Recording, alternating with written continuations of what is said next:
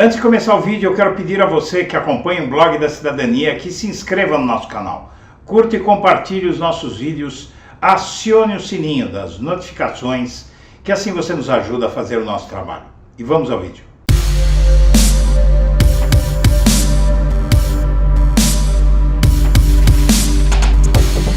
Bom dia, senhoras e senhores. Hoje é 17 de setembro de 2022, são 8 horas da manhã. No Correio Brasiliense, Moro posta vídeo de campanha de Bolsonaro e ataca Lula.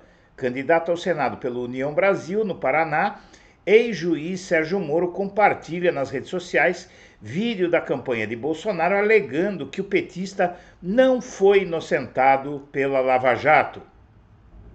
O candidato ao Senado pela União Brasil no estado do Paraná, Sérgio Moro, ex-juiz e ex-ministro da Justiça de Bolsonaro, compartilhou nas redes sociais um vídeo feito pelo Bolsonaro, atacando o ex-presidente Lula e dizendo que ele não foi absolvido. A peça publicitária da campanha de Bolsonaro ataca o ex-presidente Lula, que lidera as pesquisas de opinião na corrida para o Palácio Planalto em 2 de outubro. Busca desmentir as declarações do petista em debate de que foi inocentado. No vídeo, várias pessoas afirmam que o petista não foi inocentado das acusações de corrupção na Lava Jato, com a edição intercalando material jornalístico da prisão de Lula, depoimentos de delatores e de juristas. Nosso trabalho na Lava Jato foi reconhecido em todo o mundo. Bolsonaro mostra para o Brasil que tenho falado aqui. Lula não foi inocentado nem absolvido. Suas mãos estão sujas, escreveu Moro na postagem do vídeo.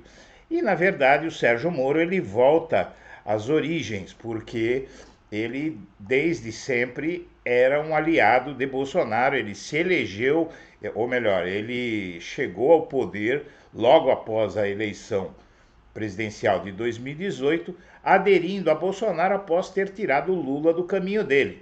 Então, era mais do que previsível de que, após perder a grande maioria de seu apoio político, o Moro fosse buscar refúgio de novo no colo de Bolsonaro.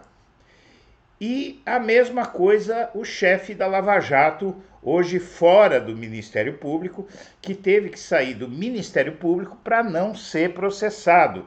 Deltan Dallagnol, em vídeo, ataca o Supremo e também faz proselitismo para Bolsonaro.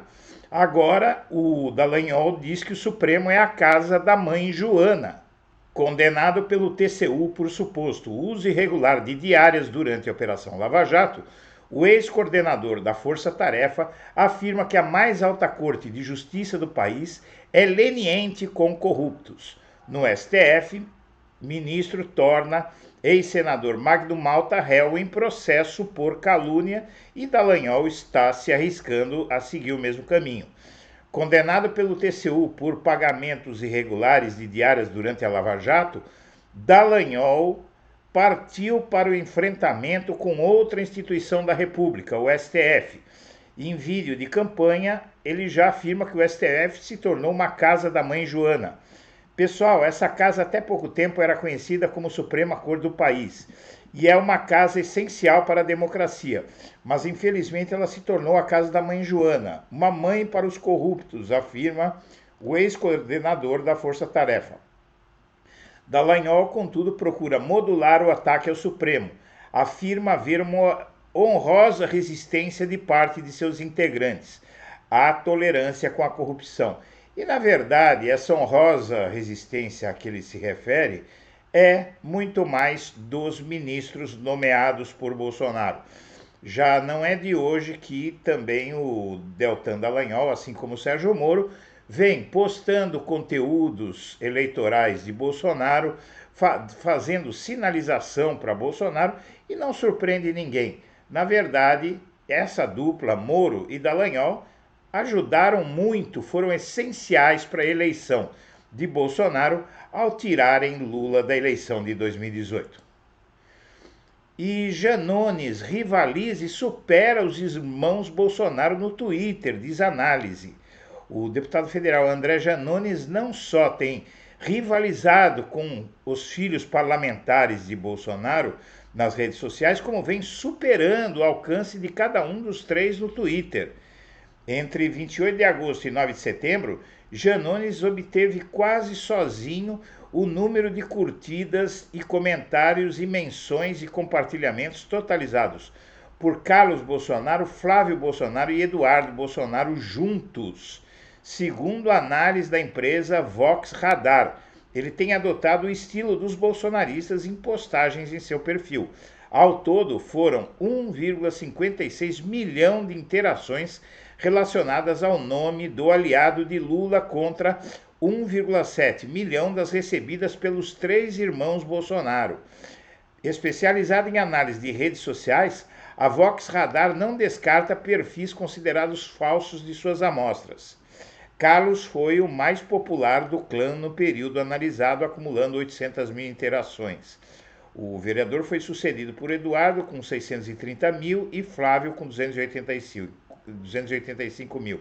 E Janones supera o número dos três somados.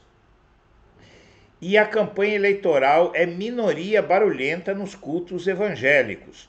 O jornal Folha de São Paulo visitou 35 igrejas e presenciou manifestações políticas em uma a cada 4 dessas igrejas, ou seja, 1/4 das igrejas tem proselitismo político pró-Bolsonaro.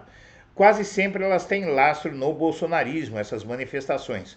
Nos púlpitos, demonstrações explícitas de campanha eleitoral geram manchetes de jornais e aflição nos defensores do Estado laico.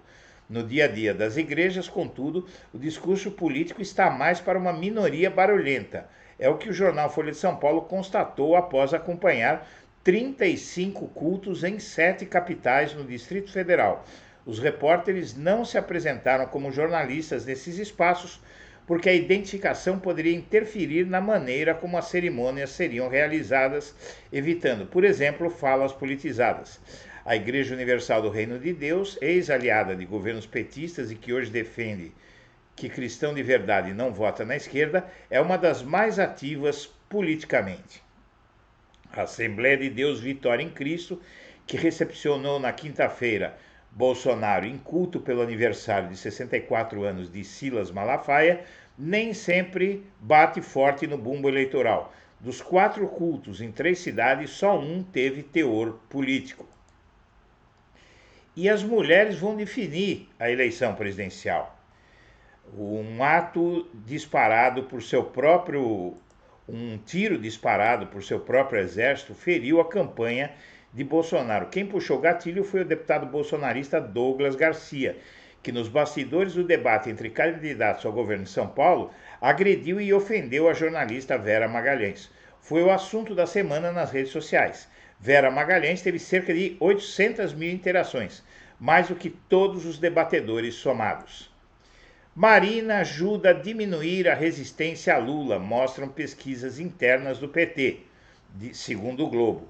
O partido identificou que eleitores indecisos de Ciro e Simone Tebet se mostram mais sensíveis aos apelos da legenda quando são informados do apoio de Marina a Lula. O PT torce por uma onda marina de apoios de última hora a Lula, apostando que a imagem da mulher ambientalista, evangélica e íntegra pode reforçar a candidatura do ex-presidente em pontos em que ele tem mais dificuldade. Depois da declaração de apoio, o partido fez grupos focais com eleitores indecisos de Ciro Gomes e Simone Tebet, que na avaliação dos petistas estão em jogo e serão decisivos para liquidar ou não a disputa no primeiro turno.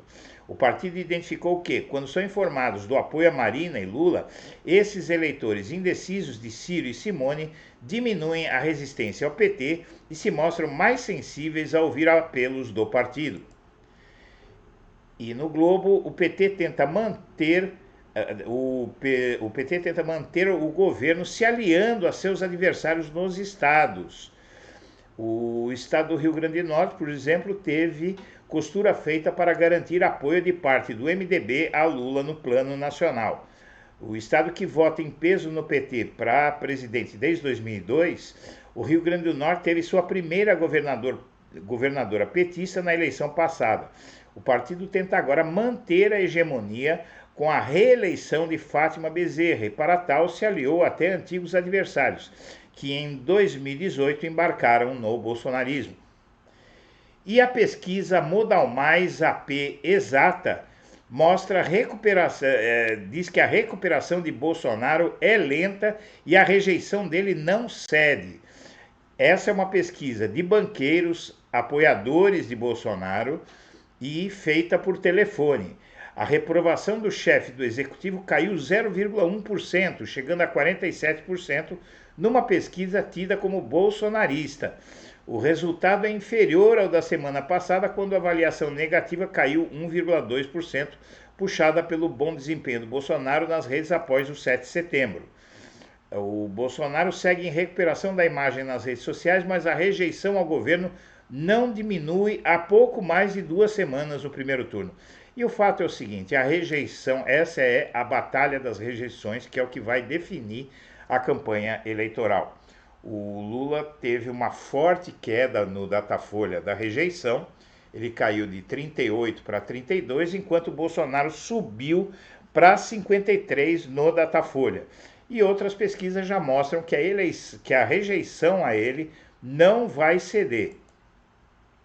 Respeite as urnas deve ser o recado para Bolsonaro na ONU, diz ativista. O Bolsonaro decidiu ir tentar posar como estadista no retorno da Assembleia Geral da ONU neste ano, como todo ano, e o primeiro líder político a discursar nessa Assembleia Geral da ONU, que ocorre todos os anos, é sempre o presidente do Brasil, por uma tradição daquela instituição. E ao subir no palco da ONU na próxima terça-feira para abrir a Assembleia Geral da entidade, Bolsonaro estará diante de líderes e instituições que cobram uma coisa do brasileiro, o respeito pelas urnas. E Bolsonaro está arriscado até a ouvir alguma reprimenda nesse sentido durante o seu proselitismo político naquela instituição. E ala do PDT adota tom crítico a Ciro e defende o voto em Lula. Na verdade, Ciro Gomes está cada vez mais furioso porque o apoio a Lula já invadiu o partido dele, que o pressiona a desistir de uma candidatura que não vai para lugar nenhum. Por isso, Ciro Gomes insulta Lula cada vez mais, porque ele vê o ex-presidente se espraiando dentro do seu partido. Uma ala do PDT, partido do ex-governador Ciro Gomes, candidato à presidência, abriu uma crise interna na legenda. Um grupo de políticos históricos e recentes assinou um manifesto intitulado Trabalhistas pela Democracia, o voto necessário, no qual defendem apoio ao ex-presidente Lula. Senhoras e senhores, nós agradecemos a atenção e estaremos de volta ao meio-dia.